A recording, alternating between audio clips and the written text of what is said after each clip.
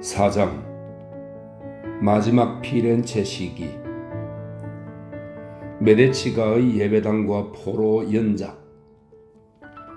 속교의 이름이 조반니 때 메디치였던 레오 10세가 교황 자리에 오르자 미켈란젤로는 피렌체로 돌아가 작업한다. 위대한 자 로렌초의 아들이 교황에 선출되기 1년 전인 1512년부터 메디치가는 토스카나의 중심 도시에서 다시 권력을 잡았고 피렌체 공화정은 종말을 고하게 되었다. 교황은 메디치가가 피렌체로 돌아온 것을 강조하는 동시에 그 위세를 재확인하는 것이 시급하다고 생각해 자신이 태어난 도시에 지대한 관심과 정성을 쏟았다. 뼛속 깊이 조각가이면서 마지못해 화가가 된 미켈란젤로는 레오 10세 시대에 처음 건축에 손을 댄다. 이렇게 그는 레오나르도 다빈치나 라파엘로 혹은 조금 수준 차이가 나긴 하지만 바사리와 같은 다양한 재능을 지닌 인물들과 더불어 르네상스 시대에 비교적 널리 유포된 듯 보이는 만능 예술가라는 이상적 인간형에 걸맞은 절충주의적인 재능을 확인한다. 레오 10세의 첫 번째 주문은 미완성 상태인 산 로렌초 교회의 파사드를 완성하라는 것이었다. 산 로렌초는 메디치가의 가족 교회로 미켈로초가 대코시모를 위해 건축한 화려한 저택에서 멀지 않은 자신들의 구역에 있었기 때문에 메디치가는 오래전부터 이 교회를 후원해온 터였다.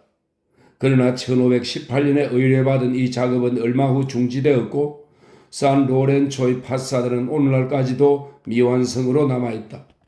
그의 집을 개조한 피렌체 미술관에 보관되어 있는 나무 모형을 보면 미켈란젤로가 파사드를 어떻게 개조하려 했는지 잘 알 수 있다.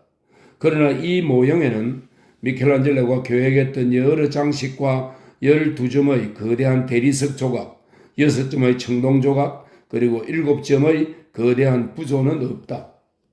이 첫 번째 주문을 취소한 후 레오 10세는 1520년에 줄리오 데 메디치 추기경, 후에 교황 클레멘스 7세가 된 메디치 추기경의 지지를 얻어 산 로렌초를 완성할 것을 미켈란젤로에게 주문한다.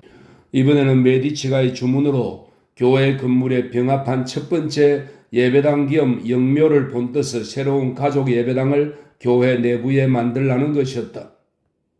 1421년과 1426년 사이에 브루넬레스키가 건축하고 도나텔로, 베르키오 같은 미술가들이 장식한 구 성구 보관실에는 대코시모의 아버지 조반니 디 비치, 아들 조반니 데 메디치와 피에로 데 메디치의 석관이 있었다. 미켈란젤로는 신성구 보관실에 위대한 자 로렌초와 동생 줄리아노의 무덤을 비롯해 얼마 전 요절한 가장 젊은 가족 구성원들인 너무르 공작 줄리아노의 무덤을 지어야 했다. 피렌체의 이 새로운 주문 덕분에 미켈란젤로의 가장 유명한 작품 중 하나인 산 로렌초 교회의 신성구 보관실이 탄생하게 된다. 후에 이 신성구 보관실은 메디치 예배당이라 불리는 독립된 건물에 병합된다. 미켈란젤로의 예배당과 17세기에 지어진 일명 왕자들의 예배당을 함께 일컬어 메디치 예배당이라고 한다. 관념적인 면뿐만 아니라 물질적인 면에서도 브루넬레스키의 옛 성구 보관실과 짝을 이루도록 설계된 신성구 보관실은 구성구 보관실과 똑같은 정방형 구조에 도움을 얻고 밝은색 돌로 뼈대를 만들었다. 그렇지만 미켈란젤로가 구상한 내부 장식은 구성구 보관실과 비교할 때 훨씬 더 긴장감이 느껴지고 극적이며 한층 복잡한 특성을 띈다. 즉 신성구 보관실은 건축과 조각이 만나면서 불가사의하고 상징적인 장소가 되어버려 암시적인 풍경을 보여준다. 그래서 전문가들도 아직 이 신성구 보관실 내부 장식의 의미에 대해 통일성 있게 설명하지 못한다. 이 천재 예술가의 다른 작품처럼 신성구 보관실에 관해서도 일반적으로 신플라톤주의적 해석이 받아들여진다. 이 해석에 따르면 신성구 보관실 전체는 지옥의 세계와 인간이 사는 지상세계, 그리고 천상의 천장이라는 세 영역이 겹쳐진 우주로 설명할 수 있다. 시간과 끝내 제작하지 못한 강의 우이상들에게 맡겨진 망자들의 혼은 무덤으로부터 성모로 상징되는 영혼을 향해 올라간다. 안타깝게도 계획했던 무덤들 가운데 메디치 일가중 가장 젊은 두 공작의 무덤만이 완성되었다. 사실적이라기보다는 이상적인 모습의 우르비노 공작 로렌초는 사색하는 포즈를 취하고 있고, 반면 너무르 공작 줄리아노는 로마 황제들의 조각을 본떠 흉갑을 입고 제국의 왕호를 들고 있다. 각 무덤은 두 점의 우의적인 조각으로 장식했다. 이 우의상들은 가장 훌륭하며 높이 평가받는 미켈란젤로 작품에 속한다. 줄리아노의 석관에는 우의상 밤과 낮이 있고 로렌초의 석관에는 저녁과 새벽이 있다. 또한 신성구 보관실 제단벽에는 역시 미켈란젤로의 작품인 성모자가 있다. 메디치가의 수호성인 코스마스와 다미안의 조각 옆에 놓인 이 조각은 위대한 자 로렌초와 1478년 파치의 난 때 살해된 그의 동생 줄리아노의 유품이 보관된 단순한 모양의 석관 위에 서 있다.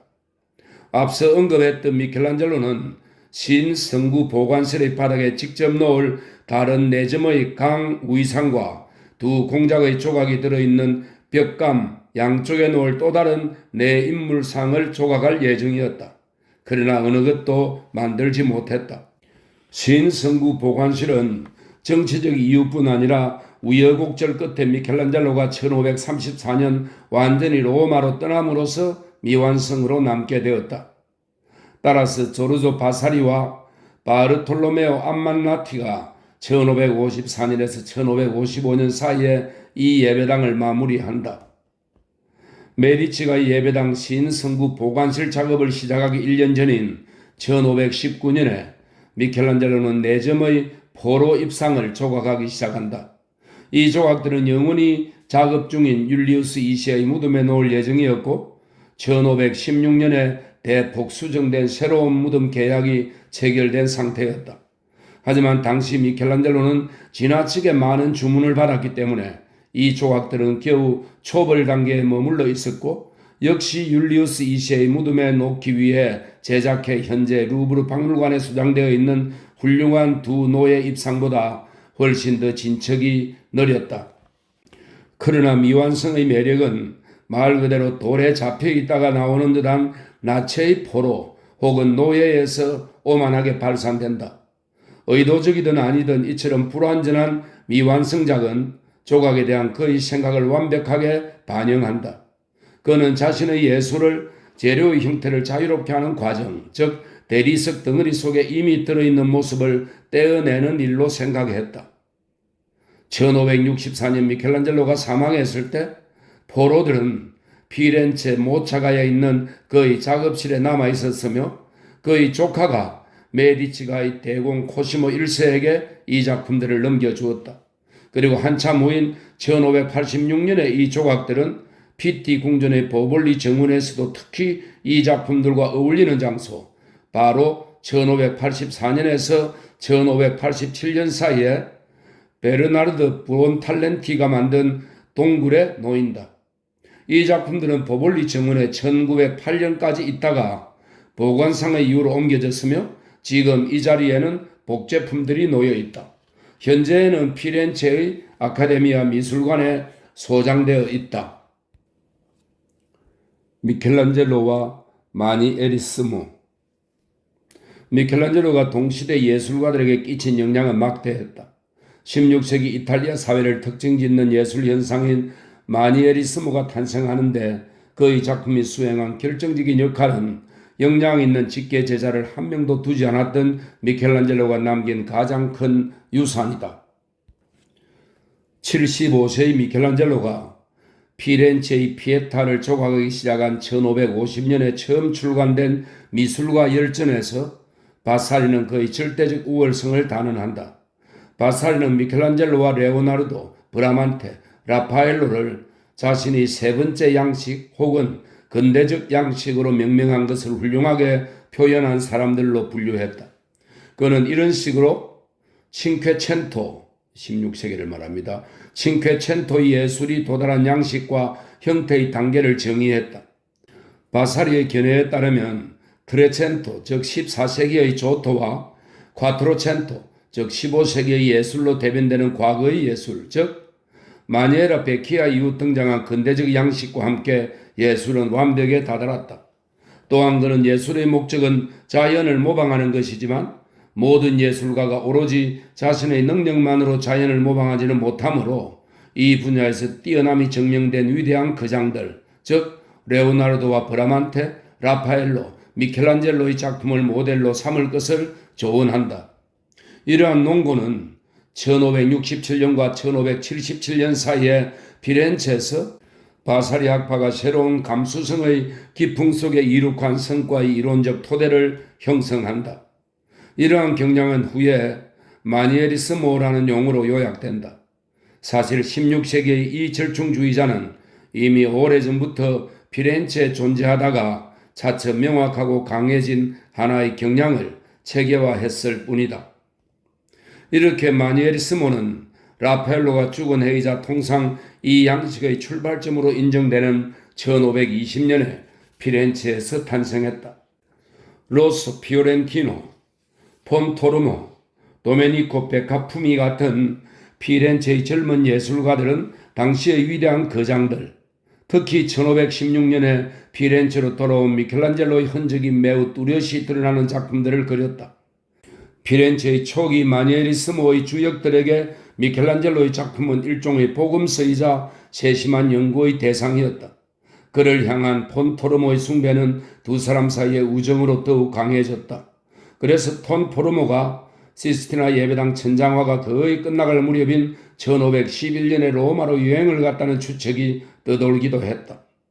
시스티나 예배당 프레스코는 도니 톤도와 더불어 피렌체 마니에리스모 예술가들이 모델로 삼은 작품이다. 미켈란젤로의 중요한 첫 번째 패널화 도니 톤도는 마니에리스모 예술의 기준이 될 몇몇 요소를 내포하고 있다. 첫 번째는 뒤를 향해 몸을 비튼 듯 보이는 성모의 움직임이 그리는 곡선이다.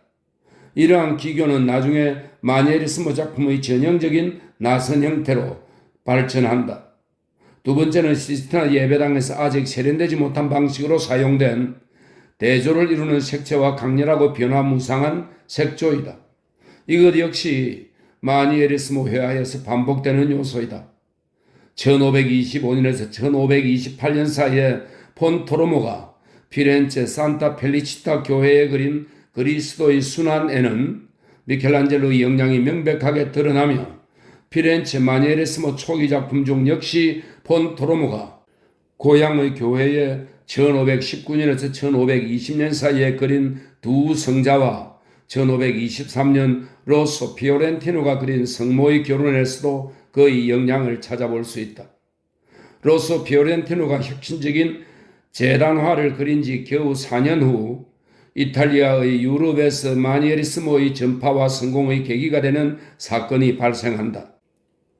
1527년 황제 카를 5세의 독일 용병들의 공격으로 로마는 화재와 유혈이 난무했다. 로마의 약탈이란 참담한 사건은 무엇보다 미켈란젤로 같은 칭퀘첸토 초기 거장들의 작품을 숭배하고 모방하던 예술가들의 이산을 초래했다. 사실 마니에리스모 시대를 대변할 미래의 거장 가운데 폴리도로 다 카라바조, 페디오 델 바가, 파르미자니노, 로소 피오렌티노, 그리고 1524년 만토바로 떠난 줄리오 로마노 같은 예술가들은 1520년에서 1527년 사이에 로마에서 활동하고 있었다. 이후 로마가 끔찍한 약탈의 타격에서 회복되고 다시 세계화 재생하는 문명의 중심지가 되자 미켈란젤로는 1534년 로마로 완전히 되돌아왔고 바사리, 프란체스코 살비아티, 브론치노 같은 16세기 말 피렌체 마니에리스모의 다른 주역들도 로마에 체류하게 되었다. 이들의 작품은 앞서 살펴보았듯 초기 마니에리스모의 요람 피렌체의 로마 마니에리스모의 특색이 배어있는 일종의 돌아온 마니에리스모를 다시 도입했고 이로써 토스카나 지방의 이 도시는 로마와 함께 새로운 양식의 중심지가 되었다. 마지막으로 마니에라와 마nie리스모의 결합은 18세기에 가서야 이루어졌으며 특히 19세기 말경에 뚜렷이 나타났다는 사실을 상기할 필요가 있다. 19세기 말 마니에라라는 용어는 라파엘로 이후 16세기 미술작품의 특징을 지칭했다. 그러한 작품들은 모델이 되는 작품에 대한 기계적 모방과 극으로 치닫는 지나친 기교, 인위적인 미, 양식과 외형상의 우아함에 대한 강박관념적 숭배로 인해 비난받았다. 오늘날에도 여전한 이런 부정적 의미는 처음엔 마니에라와 결부되지 않았다. 바사리에게 16세기 초에 활동했던 거장들의 작품 모방은 매우 바람직하고 고결한 방법이었다. 늘 그래왔듯이 15세기, 16세기에도 모방은 모사한다는 의미보다는 완벽하기 때문에 더욱 자극을 주는 모델에 필적하는 작품을 만든다는 의미였다.